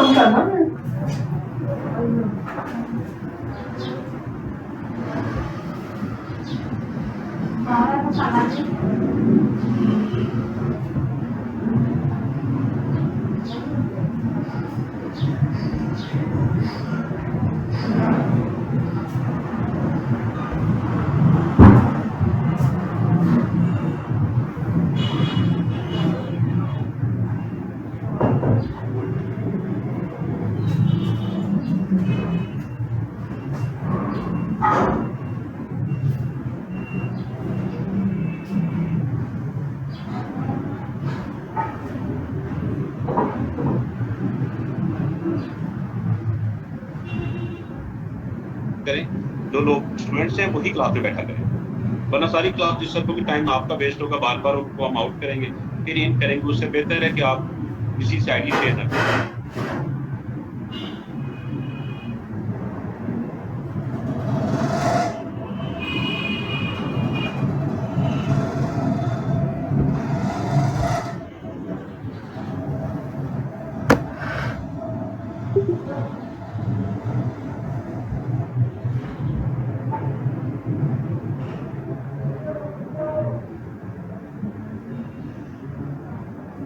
नंबर 2 पे आ जाइए, अगर आपको लिख नहीं सकते, जब मैंने कहा बेस्ट ऑप्शन होगी किसी को साथ आप अटैच रखें, आप ऐसे बना रहे हैं और बना रहे हैं, टीम वर्क होगा तो आप उस प्रोजेक्ट को सक्सेसफुली लेके आगे बढ़ेंगे। अच्छा, और इसके अलावा और कुछ शॉर्टकट टेक्निक भी है इंटरनेट पे जो लोग इस्तेमाल करते हैं, मल्टीपल ऑप्शंस हैं, बहुत सारे सॉफ्टवेयर हैं जो आपके लिए कंटेंट बना सकते हैं। सॉफ्टवेयर कभी भी कंप्लीट नहीं होगा, सॉफ्टवेयर में आपको अगेन आपको एफर्ट करनी पड़ेगी। सॉफ्टवेयर हो सकता है आपका 50% काम कर दे, यानी कि अगर आप खुद राइटर नहीं है, आपने किसी को अटैच नहीं किया, आप किसी सॉफ्टवेयर से कंटेंट बनाने लगे, सॉफ्टवेयर हैं मार्केट में, अच्छे सॉफ्टवेयर भी होते हैं, वो फ्री भी हैं, पेड भी हैं, लेकिन अगेन अगर आप सॉफ्टवेयर पे हैं तो सॉफ्टवेयर मेरा ख्याल है 50-60% से ऊपर काम नहीं करता, इतना काम वो खुद करेगा, बाकी 40-30% काम आपने उसमें खुद इनपुट देनी होगी, देन जाके वो कंटेंट अच्छा बनेगा। अगर आप सिर्फ सॉफ्टवेयर पे रहेंगे तो वो कॉपी पेस्ट में आ जाएगा, वो डेफिनेटली ट्रेस हो जाएगा, क्योंकि सॉफ्टवेयर बहुत बड़ी गलती करता है जब सॉफ्टवेयर कंटेंट बनाता है। मैं उसमें एक क्लास में डिस्कस करता हूँ कि अगर आप थोड़े से स्टेप फॉलो कर लें, मैं स्टेप आपको बताता हूँ कि स्टेप आपने फॉलो करने, और स्टेप फॉलो करके आपने उनमें अपनी तरफ से भी एफर्ट करनी है, तो एक अच्छा कंटेंट आप बना सकेंगे। स्टेप मैं आपको बताता हूँ कौन कौन से स्टेप हैं।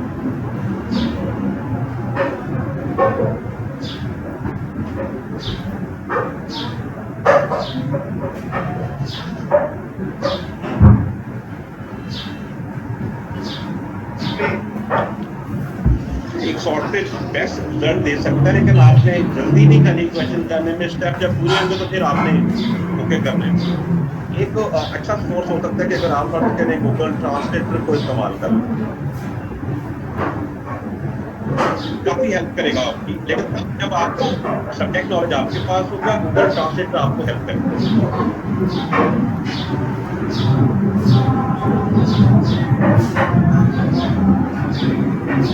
क्योंकि जो मैंने शुरू में टिप्स दी हैं आपको, वो आपने आर्टिकल में ट्रांसलेट करके भी ऐड करनी है, क्योंकि अगर आप ट्रांसलेट करके लगा देंगे तो ये भी कॉपी पेस्ट में चला जाएगा। आपने इस पे थोड़ी सी वर्किंग करनी है बात, लेकिन ये उन लोगों के लिए जो बिल्कुल नहीं राइटिंग कर सकते, अफोर्ड नहीं करते राइटर, वो इसको इस्तेमाल कर सकते हैं, लेकिन बेहतर तरीके से। ऐसे एफर्ट्स करेंगे आपने गूगल में आने मैंने ट्रांसलेट ओपन किया,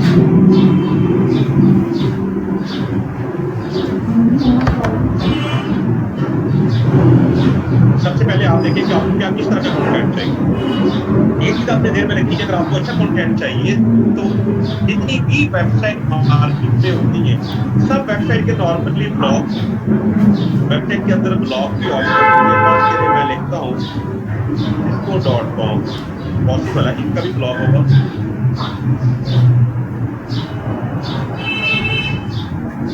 अगर आपने प्रोसेस वाली ऑप्शन पे जाना तो थोड़ा सा आपने ध्यान में रखना कि आपने अपने सब्जेक्ट की वेबसाइटें देखनी है जिनके साथ ब्लॉग का मतलब क्या होता है कि वो डेली बेसिस पे कुछ अपडेट कर रहे हैं। और फिर मैं आपको एक ब्लॉग बताता हूँ। ब्लॉग का मतलब ये होता है कि इसमें कोई नई information, daily informative post daily की जाएगी।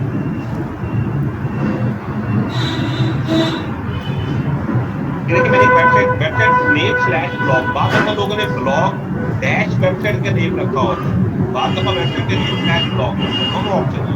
अब देखिए ब्लॉग में आर्टिकल लगा नई से नई पोस्ट आपको इसकी नजर आएगी। अगर आप डेट देखेंगे 8 मई की नई पोस्ट, कल पोस्ट की, इसने आज की होगी, ये डेली अपडेट करते हैं। हम क्या आपको अगर नहीं लिख सकते तो मैंने टिप ये दी कि आप डिफरेंट लैंग्वेज के अपने सब्जेक्ट में ब्लॉग सर्च करें। वो जर्मन हो सकते हैं, वो आपके फ्रेंच हो सकते हैं, वो आपके चाइनीज हो सकते हैं, उन कंट्री को जो कंट्री ज्यादा इंग्लिश को पसंद नहीं करते।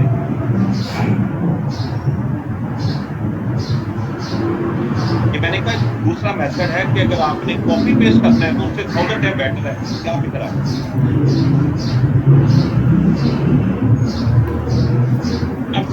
आप प्लान करेंगे आपको चाहिए क्या था, आपने किस तरह का कंटेंट आपको चाहिए। फर्ज करें कि मुझे यही कंटेंट चाहिए, मैंने कॉपी किया और ट्रांसलेटर में जाके मैंने कहा मुझे ये चाहिए, आप इसकी लैंग्वेज चेंज कर लें। फर्ज करें कि मैं जाके किस लैंग्वेज में आपने इसको ट्रांसलेट कर लिया, मैंने जर्मन में इसको किया था। अगेन मैंने कहा राइटर अच्छा है तो ये उससे बेस्ट नहीं है, राइटर अच्छा है। आपने इसको देखिए जर्मन में किया तो कॉपी कर लें, कॉपी करके जाके आप जो सर्च कर रहे हैं कि गूगल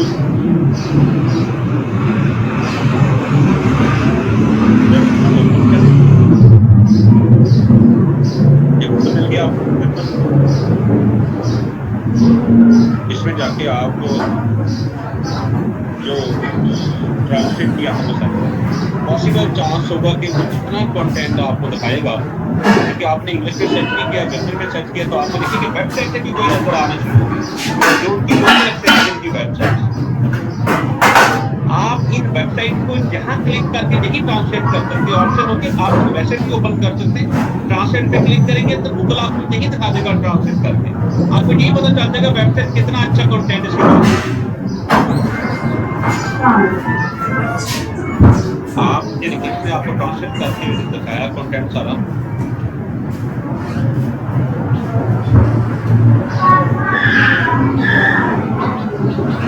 ये देखिए दूसरे पूरे आर्टिकल लिखा हुआ है। इस वेबसाइट के नीचे फुटर पे भी आपको ब्लॉग मिल जाएगा, इसका ब्लॉग के अंदर हो सकता है डेली अपडेट करता हो, आपको अच्छा कंटेंट डेली मिलता रहेगा। इसका मतलब ये नहीं कि आपने कॉपी करना और पेस्ट करना, इसको इस्तेमाल कर लेना, जैसे एक आपको आइडिया मिला कि उस कॉपी से बेहतर था, उससे बेहतर था जिसमें आपके पास सब्जेक्ट नॉलेज नहीं था, आप जैसे ऐसे लिख रहे थे।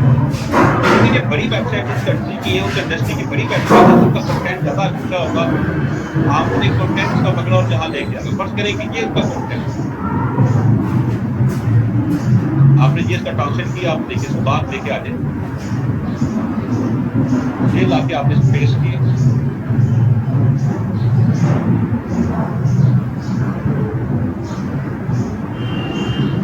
दूसरी ऑप्शन ये भी हो सकती है कि अगर आपने वहां उसको ट्रांसलेट नहीं किया, आप इस वेबसाइट को वैसे ओपन कर लें इसी लैंग्वेज में और उसी जर्मन कंटेंट को उठाएं आप यहाँ से, जहाँ वेबसाइट खोल के उठा लें और ला के जहाँ पेस्ट करें और आप इसको कहें कि ट्रांसलेट करके दे। आप देखिए इसने आपको जर्मन से इंग्लिश बना दिया और अपना थोड़ा सा लगन है जो इसमें ब्राउजर के अंदर इंस्टॉल है, आप इसको राइट क्लिक करके जो आपको दो ऑप्शन और दे सकते हैं कि अगर आप इस कंटेंट को और मॉडिफाई करना चाहते हैं जैसे कि आप इसको और चेंज कर सकते हैं, ये आपको रन टाइम पे उसकी नई कॉपी बना के देगा, पूरी लाइन चेंज कर सकते हैं, पूरा पैराग्राफ चेंज हो सकता है।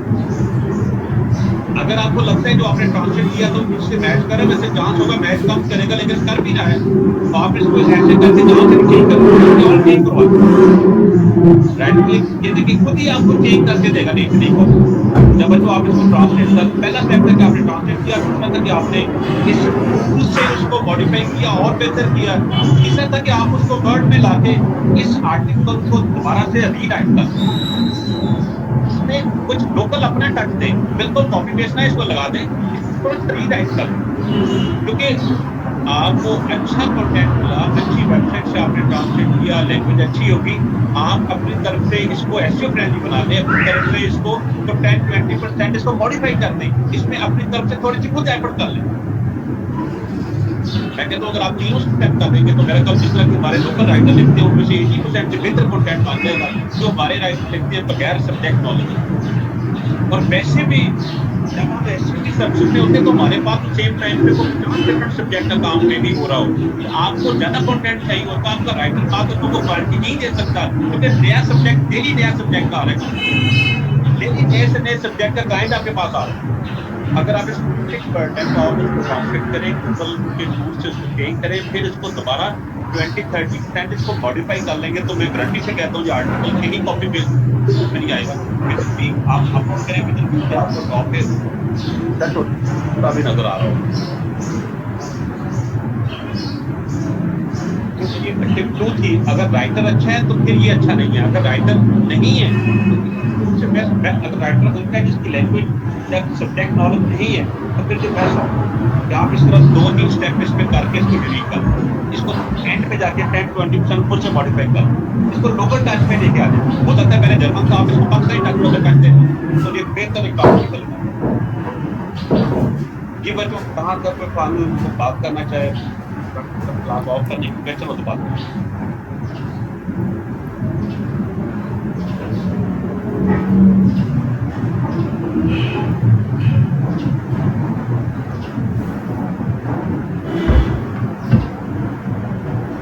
व्हाट्सएप की ऑप्शन आपके पास है, कोई क्वेश्चन हो लेके नहीं जाना, डिस्कस करना है, क्लास में नहीं कर सके बाद में कर लीजिएगा, क्वेश्चन जरूर करना आपने ताकि बात करिए।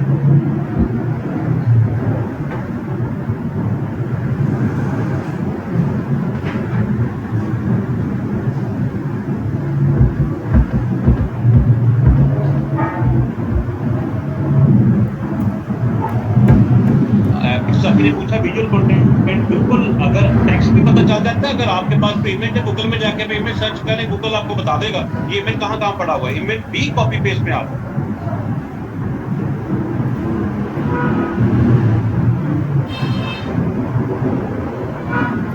अगर आप गूगल स्कॉलर से कंटेंट लेते हैं तो बेहतर है उसको भी थोड़ा सा चेंज कर लें, कॉपी पेस्ट ना करें, हो सकता है आपने भी किया, किसी और ने पहले किया हो।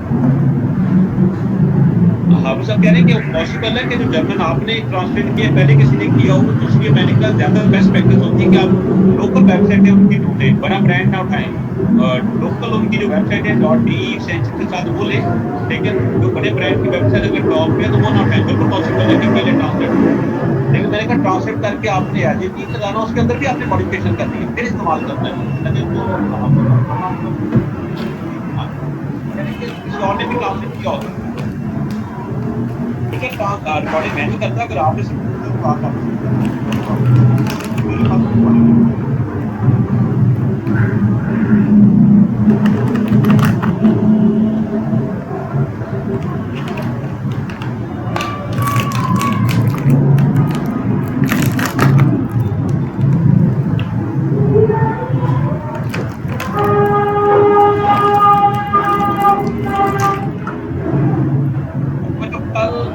दोबारा सुन लें कि कल हमारा सब्जेक्ट हमने थोड़ा सा वीडियो पे बात करनी है, वीडियो कैसे यूनिक बनती है, और वीडियो के बाद हमने कीवर्ड पे बात करनी है। इंपॉर्टेंट लेक्चर है समझे कि कल सिर्फ प्रॉपर एसईओ पे बात होगी, और ये कीजिएगा कल बात होगी आपसे 1 बजे, 1 से 3 कल हम लेक्चर करेंगे, और पहले थोड़ा सा वीडियो पे बात होगी, फिर हम बात करेंगे कीवर्ड होता क्या है, सिलेक्शन कैसे होती है, क्योंकि मेरा ख्याल एसईओ में सबसे इंपॉर्टेंट पोर्शन है।